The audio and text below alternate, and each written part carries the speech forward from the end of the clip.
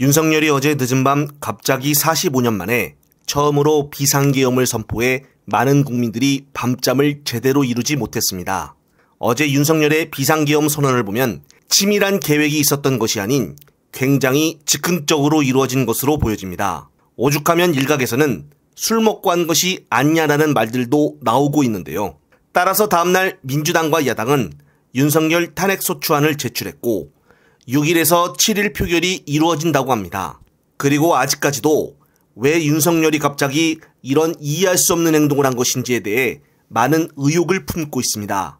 박걸수TV 역시 여러 패널들과 뉴스들을 집중 분석해 도대체 윤석열이 왜 이런 이해할 수 없는 황당한 일을 꾸몄는지 계속 알아보다가 보수 유튜버인 어벤져스 전략회의에서 가장 비슷한 취지의 이유를 설명하는데 관련된 영상 보시고 이어가겠습니다. 왜 이런 결단을 내렸을까? 네.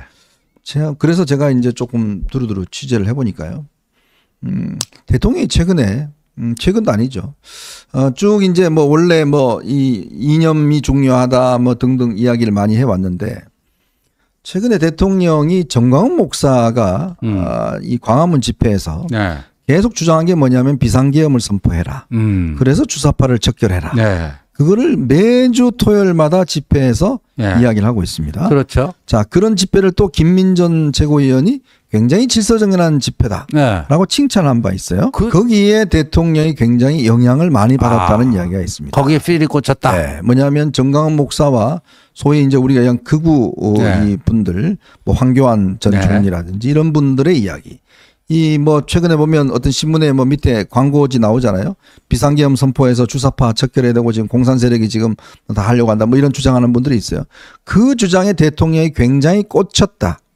꽂히고 그거를 사실상 굉장히 본인의 어떤 이 신념처럼 그렇게 가지고 있었다는 거예요. 이게 지금 대통령이 그 문제에 대한 어떤 인식을 뭐 최근에 굉장히 아마 그런 유튜브나 그다음에 이제 또 그런 주장들을 많이 했고 심지어 뭐 거리는 우리한테 맡겨라. 뭐 이 비상계엄 내려주면 거리에서는 우리가 다 정광훈 쪽에서 다 제압을 하겠다. 뭐 이런 이야기가 나올 정도로 굉장히 이제 이야기가 많이 됐고. 네, 그렇습니다. 그러고 보니 갑자기 오늘 평일임에도 불구하고 주말에 집회하던 사람들이 대거 길거리에 모여 집회 시위를 하고 있으며 갑자기 극우 유튜버들도 자통당으로 썸네일을 내세워 윤석열을 지키자라고 대동단결하고 있으며 평소에 안 보였던 황교안마저 갑자기 나와 이봉규 TV에 출연해 활동하는 것을 보면은 가장 비슷한 이유가 아닌가 싶습니다.